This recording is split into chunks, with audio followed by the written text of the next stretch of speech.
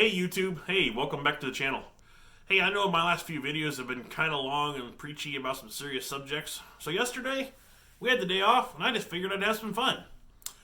So I received a present for my folks this Christmas, and I've been kind of wanting to do a little bit of modifications to it, just to make it service better for home protection. So I finally got a chance to do that and we had a little fun with it. I'll show you what I did, and I didn't film a complete build video because there's tons of those. They're kind of boring, you know, if you've seen 50, 60 of them already. But just wanted to show you what you can do with a limited budget if you still want something reliable that'll function for home protection. So here's a quick little blurb of it. It's clear. Hope you liked the video, and I will see you guys afterwards. Thank you. Okay guys, so this is the subject that we're going to be modifying. This is about as basic of a shotgun as you can get. This is a 12 gauge H&R Pardner pump. And I'm not going to show you the build on this. There are tons of videos about this out there. So basically I just wanted to show you guys, you know, the purpose of this channel was just to help people new to firearms learn what they might want to do to protect their household. This was actually a Christmas present from my folks. They have a dollar amount per person at Christmas, and they asked me what I wanted this year, and I happened to be at Walmart, and this was actually on sale for $148. So I was like, yeah, what better platform to start off with for a basic home defense shotgun? So, Christmas present. So, in all reality, to me, I got nothing in it, and I don't want to spend a whole bunch of money modifying a $150 shotgun. But I wanted a few things on it to make it a little bit easier for home protection. Then I'll just show you. So there's nothing in it right now. This very basic shotgun. Once you get the tube it comes out with for hunting that limits you to 3. This is a 5 capacity in the magazine, plus 1 if you choose to keep one in the chamber. Which on a shotgun I don't. But I found you can actually take, there was some videos I saw, if you take the plastic plug out here, it's now 6 plus 1. So decent capacity, but here comes a few modifications that I'm going to do, and I'm not going to do it on camera. I'll just show you when I'm done. First off, so this shotgun kicks like a mule, and the factory recoil pad, it's okay. I'm not going to go all tactical on this and spend a bunch of money and put a collapsible like AR type stock on here. I think I'm just going to go old school and put a nice limb saver or some sort of recoil arrestor on here, just to save the shoulder a little bit. I mean, the point is not to put $400 worth of accessories on a $150 shotgun.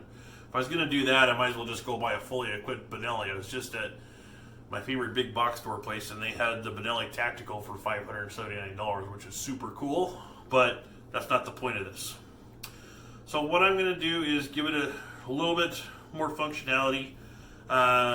So on this side, I did order it is a 6-shot shell carrier. And it attaches with Velcro. Not too bad of a unit, actually. I saw some good reviews on this. So it kind of lives life right here and gives you 6 extra shells at the ready. Problem though is with the factory forend. So I am actually going to. There are like Magpul or Hogue or different forends you can purchase for this. Give it more of a tactical feel, I guess, but I don't want to spend the money. So what I'm going to do is actually remove the forend. I'm going to cut this much off, and I'll grind it and sand it so the contours are nice, so it looks good. But here's the problem with this. If I don't cut that off, then 6 can't live here because this part of the forend's in the way. Then you have to take the 2 off. And I considered leaving the 4 here and putting the other 2 on this side, but I thought that would just get in the way, maybe be a little unwieldy. So the cheap and free option is to hack this off and use some sandpaper and clean it up and keep it stock. So that's going to end up being on there. And then for safety in the middle of the night, if something does happen, I did order, and this is a very inexpensive light and mount. This is, I don't know, supposedly it's 1,000 lumens. Don't know about that. This whole thing was like $17 on Amazon. It does have the temporary pressure switch or the permanent one. It also does come, if you don't want to just use the regular end cap, just with the button on the end here. So you can do it either way. I'm going to attach it here so it'll kind of live life right up there. And use that so if something happens in the middle of the night, I can actually see what I'm aiming at. So that's going to happen. And then it does come with rechargeable battery and the charger, so it's kind of nice. And in between these two things, I've got, what, 17 and 14, $30. So not too much.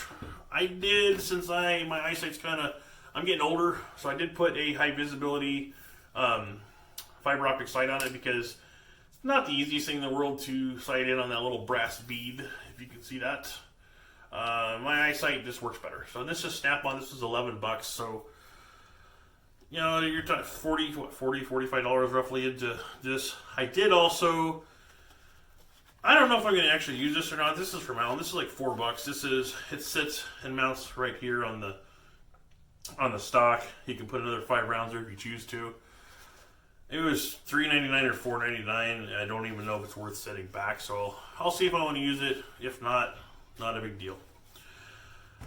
So, and I'm not going to bore you with showing you how I do everything. I know YouTube doesn't want those videos anyway, and I'm not going to put out that fanboy type of video, but when I get done, I'll take a picture of it and I'll show you guys what it ended up being, and I think I'll be happy with it just for a very basic home event shotgun.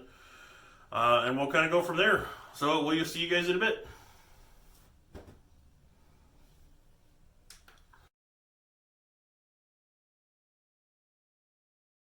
Alright guys, through Hollywood music or movie magic, it's done. So real quick, simple build. So all I did to this was, so I told you I was going to cut the forend. This piece right here used to be attached to the forend. It used to kind of live life right there.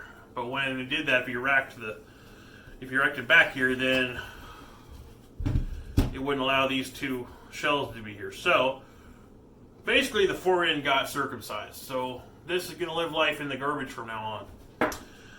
So, but now that it's done, pull it back here, so we're full action on it. We have the full extra 6 rounds, and as a budget saver, this saved me between $30 and $50 on a custom or aftermarket forend, which I'm all about saving money when it's functional. And then the other thing I did is, well, actually I'll take you. So here's what you can see the finish on it. I think I did okay on it. And then I did get the light mounted on there for you, and I actually used the mount that came with it. I'll probably get a little nicer mount for it eventually, but for now this will suffice. You know, supposedly 1,000 lumens light, so good for in the middle of the night if something starts going bump and I need to see what's going on. But it does have the temporary pressure switch and the full on, so yeah, pretty bright light. So really, that's all I did. This is a very, very, like I said earlier, very budget-friendly modification to a very basic shotgun, which a lot of you might go out and get for your very first home protection shotgun. Not a lot of money out of the pocket, but a lot of functionality. So and that's what this channel is about, is for those of us who are kind of newer to the game and maybe don't want to invest a whole lot of money but want something quality. Not a bad setup right here. I did decide not to go full Rambo and use this on the stock. I'll keep it in a drawer. It was $4, so big deal. And then I'm going to order, I found it cheaper online, so I am still going to get that Limb Saber slip-on recoil reducer, because this gun does, like I said a little earlier, this kind of kicks like a mule, so just to save my shoulder a little bit, I'll get that, rather than going through the expense of, you know, $100 to $200 on some custom stock for this. The whole point for this particular thing is not to have $300 worth of accessories into a $150 gun. So 17, or excuse me, I think it was 14, 17. So you're talking, 31 bucks into the customizing the shotgun so far. And the limb saver I found actually online for like 15 or 16. So pretty budget build, and that's what I like. All right, guys, I'll see you back in just a bit. Well, guys, I hope you liked what I just showed you.